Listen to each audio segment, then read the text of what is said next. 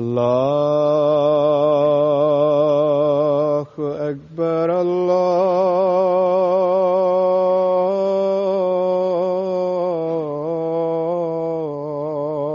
الله أكبر الله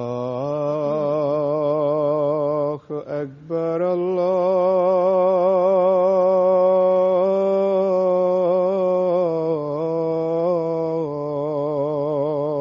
الله أكبر. أشهد أن لا إله إلا الله. أشهد أن لا إله إلا الله. أشهد أن محمدًا رسول الله.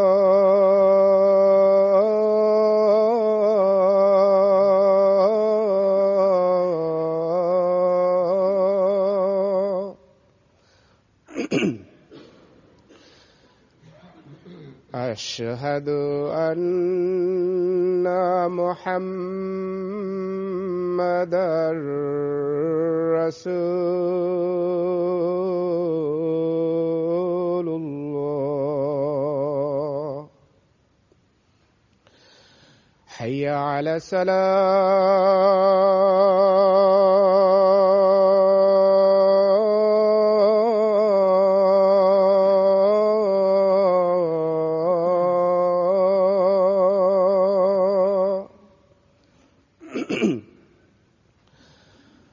حي على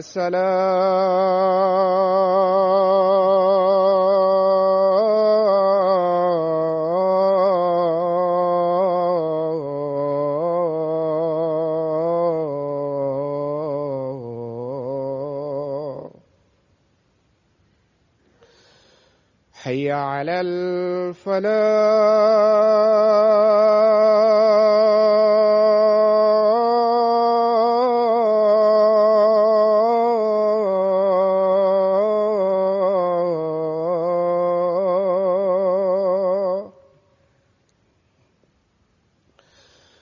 حي على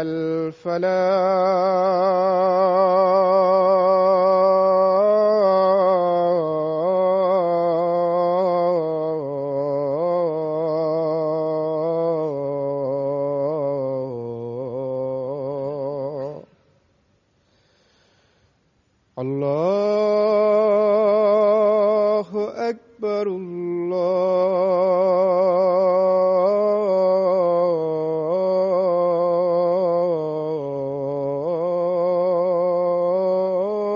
الله أكبر. لا إله إلا الله.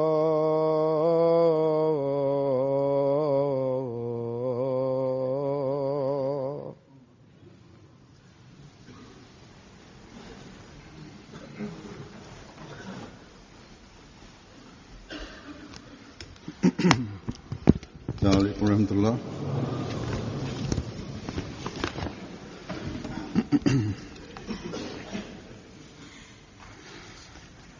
أشهد أن لا إله إلا الله وحده لا شريك له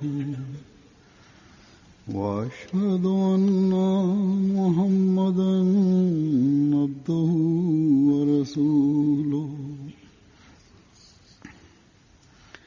أما بعد فأعوذ بالله من الشيطان الرجيم.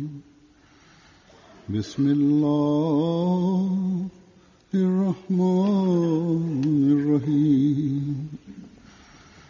الحمد لله رب العالمين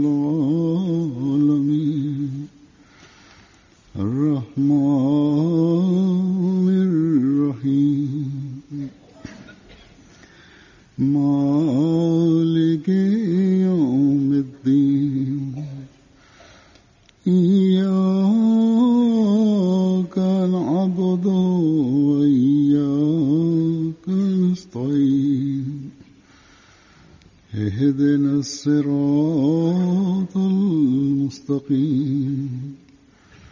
صراط الذين أنعمت عليهم غير المغضوب عليهم ولا الضالين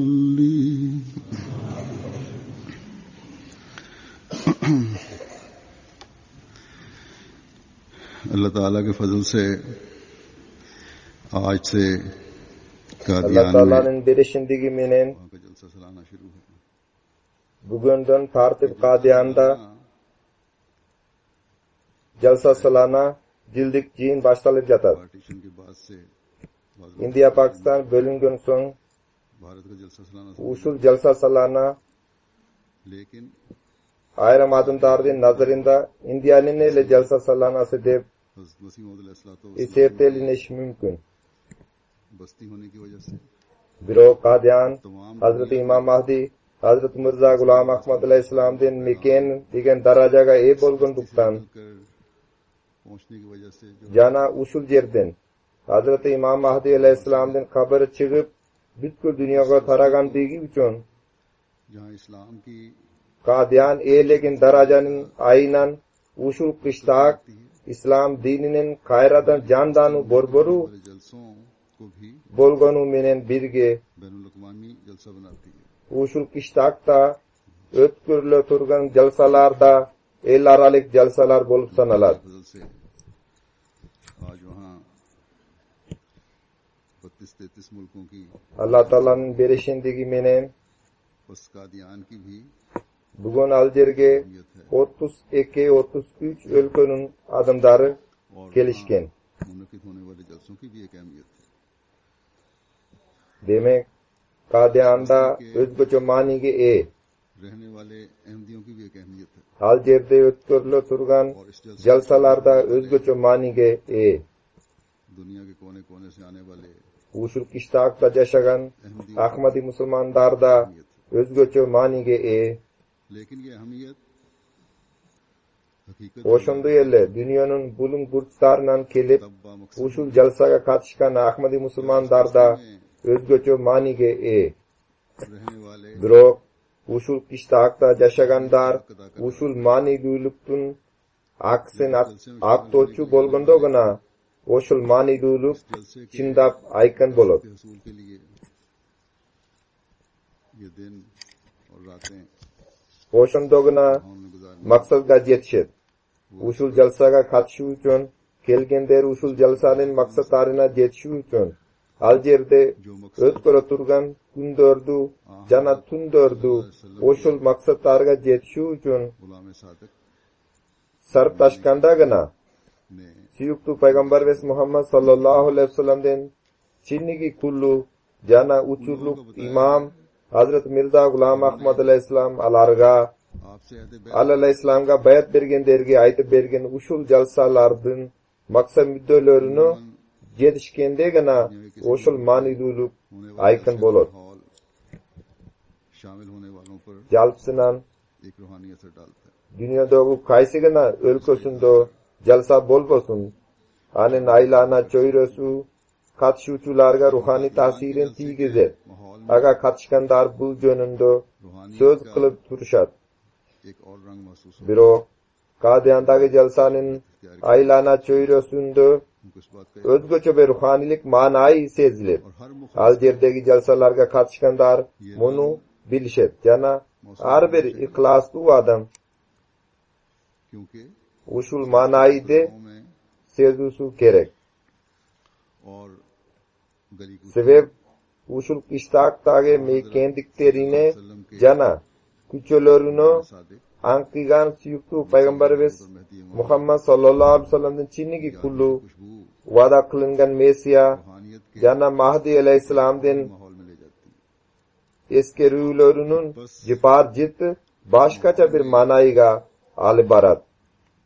मिली हुई नसीहत भी Demek usul aylana çoyrogo jurulgan nasa sözü özgöçe bir tüskoye bolot. और हर मुखलिस के दिल पर özgöçe bir tasirge e bolot. Jana har bir ihlaslı adamden jürögüne özgöçe tasir berүүчү bolot. Oşonduktan usul jalsaga katışkanlardan barına bugun tümönkudoy nasat kılmakçımın. आज इस तरह तवज्जो दिलानी Jalsaga katışıp ilimi jana talim tarbiyalik bagitindagi hayrululardan faydalanu menen birge से Faiz Hazreti İmam Mahdi aleyhisselam aytip bergen jalsa उन मुकासद ötkürүүnün maksat müddetlerinde eske tutkula janalarda ulam kaytalap turgula. Alarda jalsani açıp jatkan kezde jalsani açuçu menin ökülüm Hazreti İmam Mahdi aleyhisselamdan sözleri menen ele oku bergen boluşu kerek dep oyloyum. हज़रत मसीह अलैहिस्सलातु Açılu hayırlusu kanday bolgonun bilbegendikten oku bergen boluşu kerek dep oyloyum degen sözlerdi koldongon. मेरे ख्याल में मैंने इसलिए कहा है कि मुझे Birok jalsınan jalsanın maksat müddetleri gözdülgön boydan elle jalsanın kiriş sözleri aytılar. मुकासद को सामने रखकर ही Kıskası jalsaga katışkan her bir adam Hazreti İmam Mahdi aleyhisselam'dan bizden tutkundörün elle közdögön boydan usul kündördü ötkürүүgө mildettü. Yugoruda men aytkanday usul jalsaga bir top өлkölördün öküldörü kelgen. Hazreti İmam Mahdi aleyhisselam jalsa maksatlarının biri tümönkü ekeninde aytkan ele. Jalsa kündöründө cemaat müçölörü biri birimini tanışıp bir tuğançılık, suyu muhabbat, jana merimdүүлük alaka baylanışları tüzülsün. एक दूसरे से Demek bugünkü kündө tanışуу jana bir tuğançılık ölçümdörü tengdeşi yok darajada kengeyip ketişken.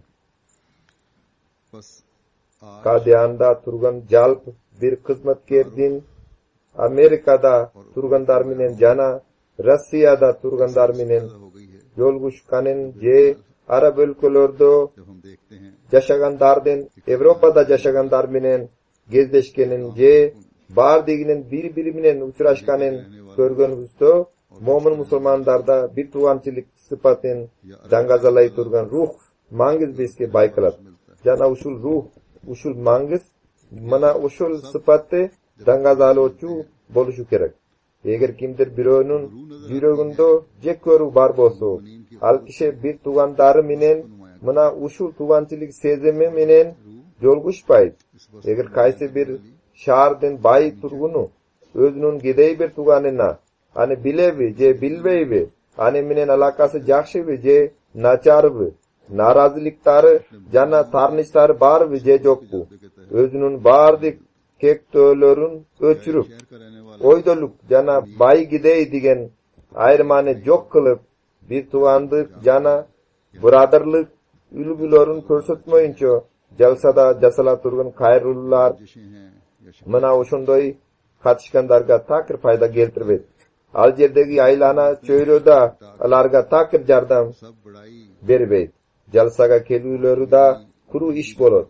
Mına oşundoy adamdan жүрөгүнүн taş bordugunun ayınan aga Kadiyandagi aylana çöyröda ruhanilikten boştoy görünür. ऐसे शामिल होने वालों को Demek नहीं देंगे eger jalsanın maksatlarından jakşıla payda körünü kalasangar anda jalsaga katışuculardan bar Hazreti İmam Mahdi aleyhisselam bayandagan usul maksatı gözdögön boydan katışsan. Bul maksat jalsa maksatlarının arasında öte manilu maksat bolup Hani aleyhisselam özgöçö aytkan. से खाली हो Bay gidey jana ulu kichu digen ayırmanı alıp salgıla. तो हज़रत मसीह अलैहिस्सलाम Eger इस मकसद özara tarnışlar bar bolsa da के मकासद में से usul aylana çöyrödö alarda bir üçün alar hiç kaçan payda bolbogondoy elle kettirgile. Kadiyanda tüvelükko jaşagan Ahmadi musulmandarda öz içlerin tintip çıgulары kerek. Özdörünün kökürüktörün tekşürүүлөрü lazım. Allah Taalalarga vada kılıngan Mesiyanın iştagında jaşoo mümkünçülüğün tartulagan. में वो एक दूसरे के लिए Al jaydın aylana çöyrösü Kudum Hazreti İmam Mahdi Aleyhisselam'ın kalosuna layıktı boluşu gerek. मुस्तकिल आबादी को भी Bunun için Ali Aleyhisselam cemaatte tarbiya logo harekette da jasagan. दिलों के जायजे ले Bundan tışkari Allah Taala alarga taktam aytkanda hal yerde jasagandarga ömründe dağı bir jolu jalsaga katışu mümkünçülüğün tartulap tarbiyalanunun usul mıkti uçurundan faydalanuga bergen mümkünçülükte da gongul burulары lazım. Demek usul yerge kelgen har bir adam oşul suyu muhabbat jana tuğançilik alaka baylanışın tüssün. और फिर इस बात की तरफ भी Oşul ele yerde usul kıştakta yaşagan har bir Ahmadi Müslümanda usul maksatga jetşugo kanday hareket yerde jasab jatkanen tekşetsin. वालों को अपनी जिंदगी में Mana usul tekşuru एक और मौका दिया jintik tare ele जलसे में शामिल Jüroktordu dünyoluk jengel oylordonda tazalayıp jana ahiret jakka butundoy op ketu oyu jana sezimi fayda bolot. इस मोहब्बत और अखुवत Bul dünyanın jengel oyloruna sarsana bolboy tez kelisinçe इस बस्ती में रहने वाला हर Ahmadi val tanzur nafsu ma qaddamat ligad digen mani mazmun anin aldında turar. कि क्या वो इस मकसद को हासिल करने की कोशिश कर रहा है Biz Allah Teala'nın razıçılığına jetşu दुनियावी jana हाथ से भी o dünyadagi yaxshiliklarına jetşu maqsadında bu dünyadan ertenki günge kandaydir bir nerse jönötövüz gerek dep hareket jasalar. खौफ पैदा होगा Taktav aytkanda takva jana yaxshilikka kul salu bus बल्कि gerek pe je dünya korluktun ülgüsün kursatuz gerek pe. Allah Teala'dan korku sezimin yürekten çıgarıp usul ömürdü sürüz gerek pe. Bayat kelişimin atkaruvuz gerek pe. Je tek gana bayat kelişiminin koz beyjin kökürükko ilip alıp özün bayat kelişimin atkaruçu adam dep düşünüvüz gerek pe. Allah Teala'dan korku, takvalik jana jumşak gongulduğuluk siyaktu sıfatlarda özüstü jaratuz gerek pe je zulümdük adepsizlik jana uroyluk siyaktu jamançılıklarga jürökten orun bergen boydan öz amalvis arkalu alardı çagıldıruz gerek pe. और खुदा ताला ने Kiçi peyldik jana jönö koyluk ülgülörün körsötübüz gerek pe. Je koyrongduk jana tekebirlik menen करनी है öpköbüstü jana moyundarыбызды kötörgön boydan yürübüz gerek pe. Çinçildikten koz bermetlerin jayıltubuz je çaçubuz gerek pe. Je jalgançılıktan karangi küçölöründö adaşıp Allah Teala'nın naraziligina kavlubuz gerek pe.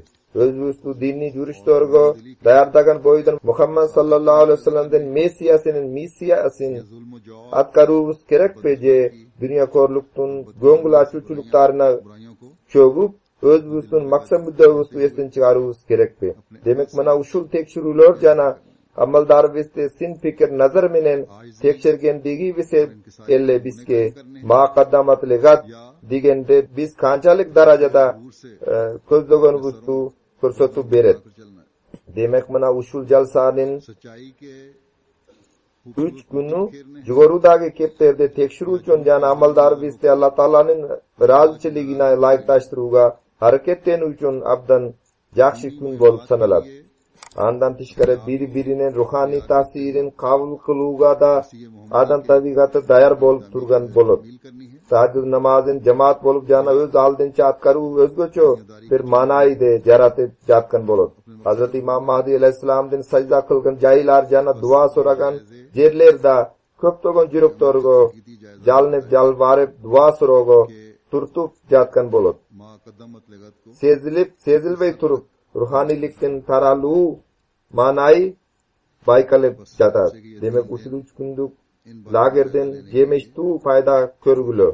Usul maksatga jetişpey al jerden kaytuçu bir dagi Ahmadi Müslüman bol bolsun. बेहतरीन दिन Mana usul 3 gündü özünün reformalanıp ongolu kuralına aylandırbagan Kadiyanda yaşagan bir dagi Ahmadi Müslüman kalbasın. अदायगी एक खास माहौल पैदा कर रही होती है Бирок муну да көңүлгө түйгүлө. अलैहिस्सलाम की Жана буга бекем болгула. Силер жаратмакчы болгон өзгөрүүнү же жаратып алган өзгөрүүнү түгөлөккө улантууга аракеттенүүңөр керек. Аны күндөлүк турмушуңардын түгөлүк бөлүгүнү айландырууңар да лазым. बस इस 3 दिन के कैंप से भरपूर फायदा उठाएं और कोई अहमदी Ал жерде отурган ар бир адам биз жаратмакчы болгон өзгөрүүгө वापस लौट өмүрүбүздүн соңку демдерине чейин бекем турабыз деген сөзгө бекем туруп алганда гана жогоруда айтылгандардын баары болот. 3 दिनों को Түмөнкүдөй ой ниет кылуу керек. Жалсада жасалмакчы кайрылуулар жана илимий кептерди укканыбызда алар тек диний илим билимибизди эле өстүрүүчү куралына айланбасын же убактылуу диний илим билимибизди की है көбөйтүүчү курал эле болбосун. Тескерисинче өмүр бою диний илим билимди उसे अपनी जिंदगी тынбай өстүрүүгө аракеттенүүбүз керек. Анан биз сөзү башка, иши башка болгондордон болбоого да бекем ой ниет кылуубуз керек. Биз алган илим билимдин баарын күндөлүк турмушубузга да пайдалануубуз керек. Алла Тааланын түмөнкү айтканын ар дайым көңүлгө түйүүбүз керек. Я айюхаллазина аману лима тaqулuna ма ла тафалун. जिंदगी फिर कायम रहना ये इरादा करना है Ey момундар, силер өзүңөр жасабаган иштерге эмнеге башкаларды чакырасыңар? Демек мына ушул нерселерге көңүл бурганыңарда гана жалсага катышуу максат мүддөңөр да аткарылат. Ошондо гана Азырет Имам Махди алейхиссалам бизден алган баят келишиминде көрсөтүлгөн түгөлүк максат мүддөлөргө жетишебиз. Ошондо гана मुसलसल कोशिश биз жалсанын күч беркелеринен үзгүлтүксүз пайдалануучулардан болобуз. अदा करना है Ошондо гана биз өзүбүздү реформалап оңдоого көңүл буруп, өзүбүздү текширип турабыз. Ошондо гана биз балдарыбыздын алдына да жакшы үлгүлөрдү көрсөтө алабыз. Ошондо гана балдарыбызды реформалап оңдоого курал боло алабыз. Ошондо гана биз кол астыбыздагыларга жана кол астыбызда тарбияланып жаткандарга жетекчилик кылуу акысын актоого көңүл бура алабыз. Ошондо гана биз дават кылуу акысында актоочулардан боло алабыз. Кыскасы, ар бирибиз аткарууга милдеттүү болгон бул өтө маанилүү иш. होंगे Бирок биз акыйкатчы болуп туруп, касиеттерибизге көз салуудан көрө кемчиликтерибизге көз салып, аларды издегенибизде гана Алла Тааланын кечиримдүүлүгүнө татыктуу болууга тинчсизданганыбызда гана Алла Таала жана анын элчиси इस्लाह की तरफ Мухаммад Мустафа саллаллаху алейхи вассаламдын буйруктарына लेते रहेंगे моюндарыбызды сунуп бергенибизде гана моюн сунуу боюнча өзүндө шылтоолор болбогон, тескерисинче качуу жолдорунда дуалдар турган.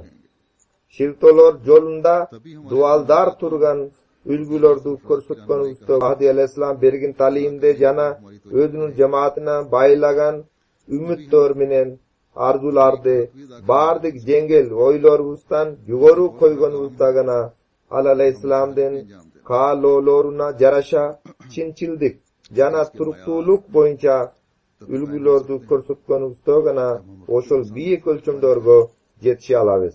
Ал алейхиссалам бизден эмнени күткөн жана бизге кандай үмүттөрдү байлаган? Ал алейхиссалам бир жерде мындай деп айтат: ар дайым айтканыңар менен кылганыңарды дуруст жана бири-бирине келишкен бойдон кармагыла. Кудум сахабалар разияллаху анхум өз жашоолорунда кылып көрсөтүшкөнүндөй силер да алардын изинен жүрүп чынчылдык жана туруктуулук үлгүлөрүңөрдү көрсөткүлө. Ар дайым Азырет Абу Бакыр Сиддик разияллаху анхунун үлгүсүн көздөп тургула. दिखाएंगे Демек, биз мына ушул нерселерге кыл деп ой жүгүрткөнүбүздө ажайып таң каларлык үлгүлөрдү байкайбыз. Азырет Имам Махди алейхиссалам Азырет Абу Бакыр Сиддик разияллаху анхунун үлгүсүнөн кеп салган экен. Биз ал разияллаху анхунун жашоосунда кезиккен чынчылдык жана turukluk ulgularını köz salgany bizde alarda özgöçe bir saltanatuluk bar ekinine göö bolabız. Süýükli Paýgamberimiz Muhammad sallallahu aleyhi ve sellem maga Allah Taala tarapynan sen paýgambarsyň digen wahy aýan kelgen dep aýtkanda Hazrat Ebu Bakr Siddiq radıyallahu anhu hiç kanday suro berbestin. Men sizden Allah Taalanyň paýgambar ekeniňizge işenim dep aýtgan. Süýükli Paýgamberimiz Muhammad sallallahu aleyhi ve sellem maga dini kerektöler üçin akça kerek. Momin musulmandar özlörünün mal mülkünün dini kerektölerge mal mülk berişsen dep aýtkanda Hazrat Ebu Bakr radıyallahu anhu öz üýünün bardyk mal mülküni alyp kelip süýükli Paýgamberimiz Muhammad sallallahu aleyhi ve sellemge sunuşdady. Kaçan süýükli Paýgamberimiz Muhammad sallallahu aleyhi ve sellem kafirlardan zulümdüklerini aýynan men soğuşuga buyurulgam. Alarga kattu job kaytaruga höküm keldi. Alarga karşı kılıç köterüge buyruk keldi dep aýtkanda Hazrat Ebu Bakr Siddiq radıyallahu anhu kılıç köterüp kelip men keldim dedi. Kaçan süýükli Paýgamberimiz Muhammad sallallahu aleyhi ve sellem Hudabiya kelişiminin uçurunda Kokustan özünün hökümini özgörtüp soğuş kılbaýbys, teskerisiňçe eldeşebiz dep bildirgende bardyk ulu sahabalar al kezde tinçsiz danışdy. Je ыңгайсыз boluşdy. Aýrymdary emni bolgon jatat dep yüzün üýrö başlaşdy. Birok Hazrat Ebu Bakr Siddiq radıyallahu anhu munday dedi. Tuptura eldeşүүnü ele tüzүү kerek. Demek Hazrat İmam Mahdi aleyhisselam öz jemaatynyň mına uşul ülgünü közdürüp yürüsün tutgön. Mına uşul ölçüm doğurdu. Közdögen ustogana bizde Hazrat İmam Mahdi aleyhisselam tutgön doğurdu. İşki aşırı ruhu, şektuluğu, turuktuluk boydan turat. Bir yolu bir jalsanyň uçurunda Hazrat İmam Mahdi aleyhisselamdan tilekleri jana bizden küçkün doğru atkarılbagandyktan aleyhisselam kançalyk kynalganyny jana kançalyk kattu naraziligin bildirgenin görsök tabiat biz ыңгайсыз bolup keter. Demek bugun usul doğurdu. Eger biz Hazrat İmam Mahdi aleyhisselamdan kelүү maksatyn işke aşyryny kalasak, anda biz aleyhisselamdan har bir aýtkanyna lappay dep aýtgan boýdan algalay berýüz kerek. İçibizde ruhani inkılapda jaratuga hareket etýüz kerek. Sahabalar Hunayn soğuşunda körsetken kuç kuwat jana şiktuluk ülgüsün turaşybyz kerek. Antkine mına uşundoy şiktuluksuz biz kurulay işlerden da saklana albaýbys. Dünýälük aç közdüklerden da awaýlay albaýbys. Jan dünýä üstünde reformalap oňdoý albaýbys. Jalsalarga katşuu digen ruhtu, şiktuluktuza şunu albaýbys. Hazrat İmam Mahdi aleyhisselamdan kelүүsünün maksatynda şunu albaýbys. Bizde İslamga hyzmat kulu digen şiktuluktun çinnigi mani maňyzda paýda bolu albaýdy. Hunayn soğuşunda ne bolgan?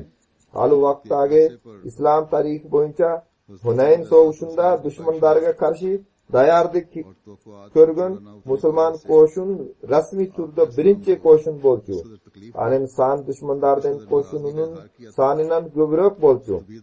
Al koşunga katışkanlardan köbü momin musulmanga tandyk kurmandyk kulu mani maňyzyn şunu goýtele. Alar oşul mani maňyzy şunuydan beytaniş boluşdy.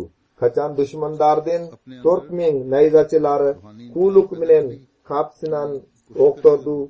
Jamgyrday jadyrışkanda aýrymdary imany alsyzliginen aýynan alemi aýrymdary atlarynyň göçüp ketgendikden ary beri bolup musulman koşun tarap ketdi. Süýükli Paýgamberimiz Muhammad sallallahu aleyhi ve sellem özünün bolgonu 12 sahabasy bilen soğuş maýdanynda kalıp ketdi. Birok al sallallahu aleyhi ve sellem çegingen jok. Danışmandykdan talap da uşul. Artyndan kaýtyp musulman koşundu çogultu kerek digen kengeş berilgenini karabasdan al sallallahu aleyhi ve sellem munday digen. Allah Taalanyň paýgamberi soğuş maýdanynan çegini albaýdy. Al wagt al sallallahu aleyhi ve sellem uni kötürünkü bolgon Hazreti Abbas radıyallahu anhuga munday dep aytgan. Ansarlardı çakırıp alarga Allah Taala'nın elçisi silerdi çakırıp jatat dep aytgan. Hazreti Mirza Bashiruddin Mahmud Ahmad radıyallahu anhu bir yerde emnega tek ansarlarga ele oşundoy jar salınganin ayvay koz geçmelegen. Yani bir top sebepler bolçu, birok bir sebebi tümen kudoy bolçu. Jengluunun sebepçileri bolgon ayram mekelikler muhacirlerge jaken tuğan boluştu. Oşunduktan muhacirlerge tümen kudoy jengel jana eskertuu da jasılgan ele. Siler biz san jagынан köptü. Bugun echkim bizde jenge albay dep jürgön şerikteringer menen birge elinger. Oşuntep siler tayanıp jürgön tuğan tuğuşkandarıngardin je bikendeşleringerden aynan uşunun bar boldu. Kıskası bolgonu ansarlar ele çakırılgan. Ansarlar munday dep aytışat. Hazreti Abbas radıyallahu anhu'nun Allah Taala'nın elçisi silerde çakırıp jatat degen ünü kulaklar bizge kirgin zamat. Agachayında biz unalar bizde soğuş maydanın gözdoy buruga hareketlenip jatkan elik. Birok al un uşunday sikirlap saldı. Jangi bir şiktuluk jana çağılgan seyaktu kuch denileri bizde payda boldu. Roz attaren bura alışkandar attar menen soğuş maydanına yetip kelişti. Aleme buruluğa makbul bolbogon attaren mingenderi oşul attardın moyundarın öz kılıçları menen kesip taştap özleri türkagan boydan soğuş maydanına yetip labbayk ya Resulallah, labbayk ya Resulallah. Ey Allah'ın elçisi biz geldik. Ey Allah'ın elçisi biz geldik dep Al sallallahu aleyhi ve sellem'den tegregini toptoluştu. Demek bu şu lappay dep aytunun mani mangzin bugun biz da faydalanırız gerek jana ane şunumuz lazım. Bugünkü kunda da suyuktu Peygamberimiz Muhammed sallallahu aleyhi ve sellem'den Çinli aşığı Allah Taala'nın elçisi Hazret Mirza Gulam Ahmad aleyhisselam özün gördüğü reformala boңdogo gongul burgula jalsaga kelip jalsanın maksatlarına jetsugo hareket jasagla öz kundorum gördüğü takva Allah Taala'nı suyu jana Allah Taala'nı eski alu menen ötkürgülö usul kuttu uskun gördüğü Allah Taala'ga jakin doğunun tüvlük kuralına aylantırıp algıla öz nafsinger degen en baş jilkilaryňardan moyundaryn keskile dep bizde çakırıp jatat. Bugun uçurluk imam, reformator, jana suyuktu Peygamberimiz Muhammed sallallahu aleyhi ve sellem'ga göz karandy katary kelgen Peygamber Hazret Mirza Gulam Ahmad aleyhisselam bizde amaldar bizde reformalap oňdo jakka çakırıp jatgan soň biz da lappay dep anen tegregine toptoluğuz gerek. Jana anen tegregine toptoluğu bizden mildet vis bolup sanalar. Bugun kılıçlar menen jihad kılıuga çakırılbay jatabız. Teskerisinçe nafsga karşı jihad kılıuga çakırılıp jatabız. Mana usul jihad boyunca igilik tuğuluk bütkül dünýäge islam tuğsun gelbire tuğgo kural bolot. Demek men murdada söz kılganday suyu muhabbat jana tuğançylikten jangi ölçümdörün ornatubuz gerek. Yaxşylyk jana takwalyk tepkislerine kötürlüşüz gerek. Hiçi feildik jana jönököýlük joldoryň izdeşibis gerek. Har bir amalbis arkaly çinçilikde dangazalaşybys gerek. İslamga dawat kıluşan jan, mal, mülk, wagt jana abirde kurman kılınuny iş yüzünde körsetibis gerek. Dilderbisde Allah Taala'ny eski alu menen haliklendiribis gerek. İbadetlerden jogorku dengeli arkaly Allah Taala'ga jakindogo hareketlenibis gerek. Kıskası usul 3 gündo Kadiyan'daki jalsaga katışkandarda jemeştu faydalanulary gerek. Bul gündordo har kaysi jerlerde bolup jatkan jalsalardan alardan katarında Amerikada West Coast'ta jalsa bolup jatat, Mali Respublikasında jalsa bolup jatat, Niger'de jalsa bolup jatat, Nigeriyada jalsa bolup jatat, Senegal'da jalsa bolup jatat, Ivory Coast'ta jalsa bolup jatat. Har bir yerdegi jalsaga katışkanlar uşul gündörden jemişli faydalanuga özgöçö hareket jasaştan. Hazır men Hazreti İmam Mahdi aleyhisselam'ın harem üzüntülerimi silerge sunuştamakdymyn. Al üzüntüler bizde Allah Taala'nın elçisi bizden talep kılgan ayrım nerseler jakka başlayıp. Al aleyhisselam'ın da deb aytar. Cemaatin özara bilimdigi jana intimagı turalı murdada bir kança jolu aytkanmyn. Siler özara intimak tu bolgular jana birikkile. Allah Taala musulmanlarga siler özara bir dene siyaklı bolgular antese kiçingör jok bolup keter dep uşulele talimde bergen. Özara intimakta şu üçün gana namazda biri bilen baylanış duruga buyurulgan. Kudum elle çağılganday birinin yaxşılığı başkasına singip ketip. Eger bölünsöngör jana birikpesiңер, anda baksız boydan kalasыңар. Büyük Peygamberimiz Muhammed sallallahu aleyhi ve sellem munday deb aytgan. Özara bir-biriңерде süýgüler. Jana bir-biriңер üçün jaşrun dua soragılar. Eger adam jaşrun dua sorasa, anda ferişte sagada kudum oşunday bolsun deb aytar. Bul kanday jogorku darajalı söz. Eger adam zaten duası kabul bolbosa da ferişte nikke sözsüz kabul bolot. Men basa belgilep nasat kılam, jana özara bölünbögülö deb aytmaktymyn. Men ikkele nerseni alıp keldim. Birinçisi Allah Taala'nın jalgızlygina işengile. Ekkinçisi özara merimdүүлük jana borukirlikte körsütkülö. Çoçundarga kiremettey körüngön ülgünü körsütkülö. Sahabalar radiyallahu anhum da payda bolgon dalil usulele bolgon. Kuntum adan fallahu bayna kulubikum. Siler özara düşman bolgonlarga al. Allah yürekleriňerdi bir-birine baylap koydu. Bilip koydular. Bir-birine baylanıştıruu bul mojiza. Esiňerde bolsun, araňardagy har biriňer özüni emnine jaktyrsa, bir tuganyndan da dal oşunu jaktyrmaýynça meniň jamaatyman emes. Halçy bale kırsypda turar. Anen akbeti jakşy bolbos. Munday deb koşunçalayıp, esiňerde bolsun.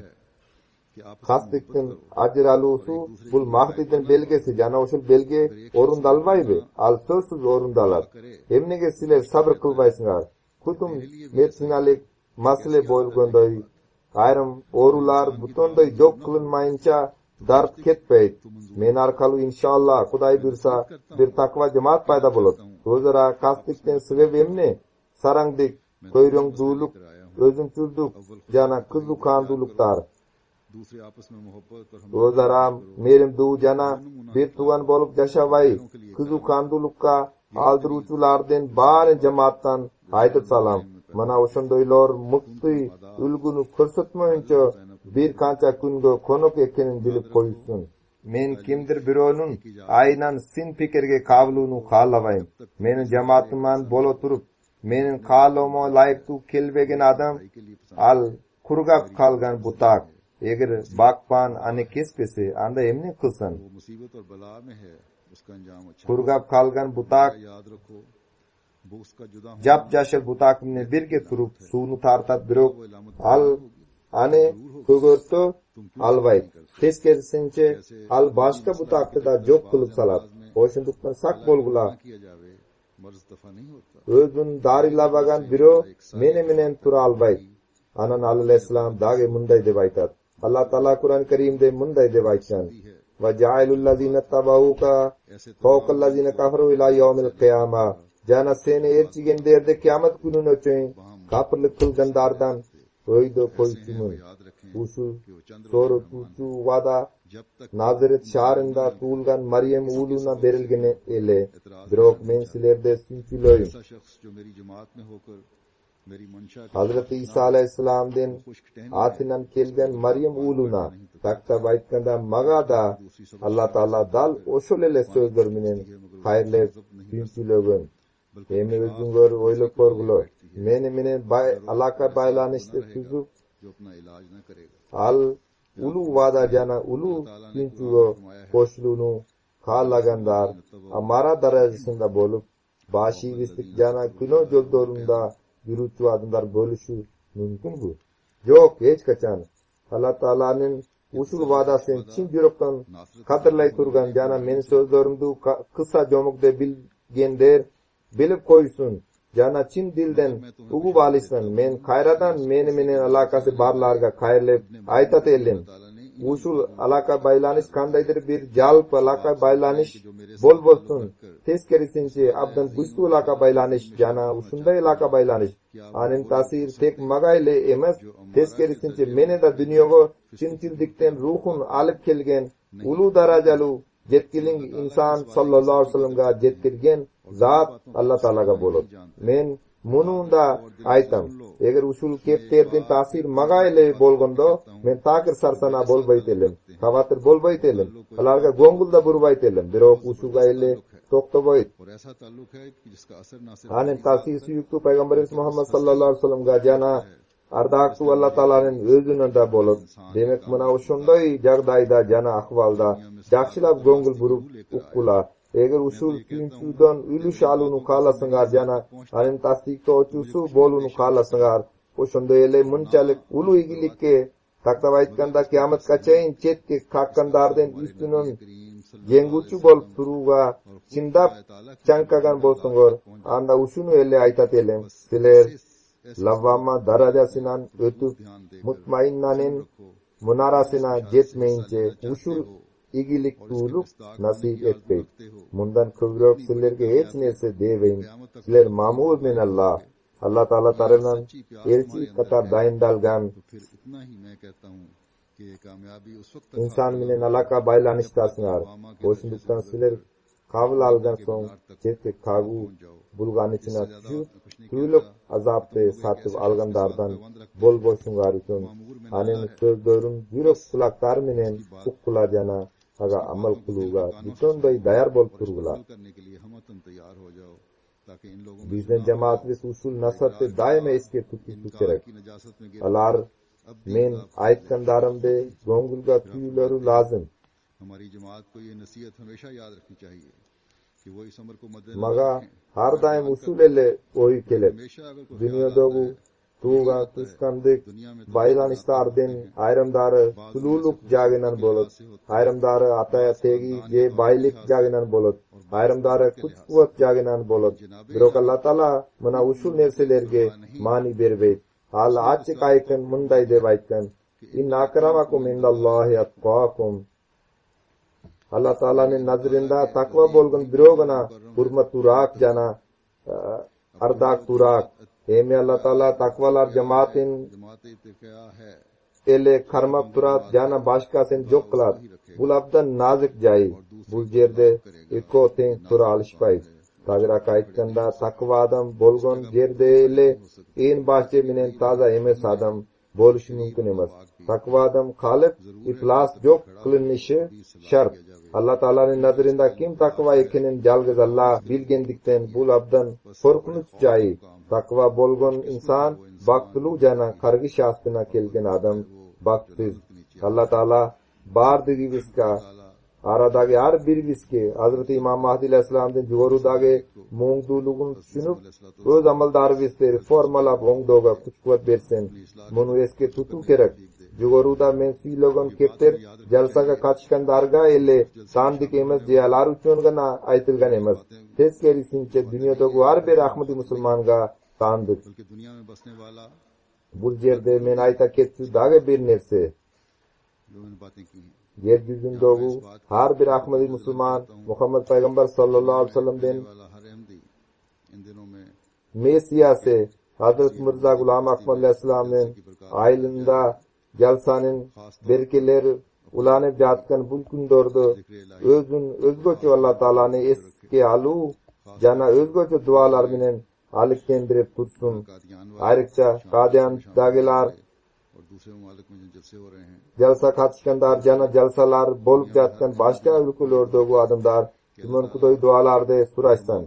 Dünyadagi qaysi bir jerdegi qiyinchiliklarga qabilgan Ahmadi musulmonlar Muhammad Peygamber sallallahu aleyhi ve sellem'den Mesiyasi Hazreti Mirza Gulam Ahmad Aleyhisselam'ga bayat bergendigi uchun gana ushul dordagi imamda kabul algan digi üçün gana oşonda tinchliklarga kavlishgan. Oşun üçün yer yüzündagi har bir Ahmadi musulmon bardik joylarda Ahmadi musulmon आसानी के सामान मुहैया फरमाए। tuman kudoy dua qilsin. Allah Taala oşul bardik joylardagi Ahmadi musulmonlardan o'rchiliklarni olib salsin. Ayrıca Pakistan, Indoneziya, Suriya jan ayrim boshqa өлkölerdagi Ahmadi musulmonlarga Allah Taala jengilliklerni jaratsin. Alardan erkinligini yo'l ochsin. Tuğanchilik jana birodarlikni dangazalo uchun bu o'ta ma'naviy duo.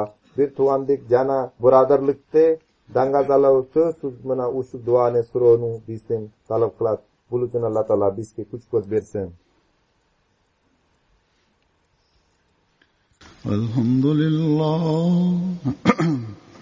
الحمد لله نحمده ونستعينه ونستغفره ونؤمن به ونتوكل عليه ونعوذ بالله من شرور أنفسنا ومن سيئات أعمالنا من يهده الله فلا مضل له ومن يضلل فلا هادي له ونشهد أن لا إله إلا الله ونشهد أن محمدا عبده ورسوله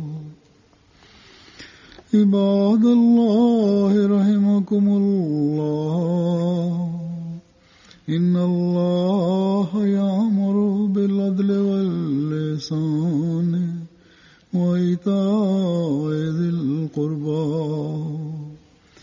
وينهى عن الفحشاء والمنكر والبغي يعظكم لعلكم تذكرون اذكروا الله يذكركم وادعوه يستجب لكم ولذكر الله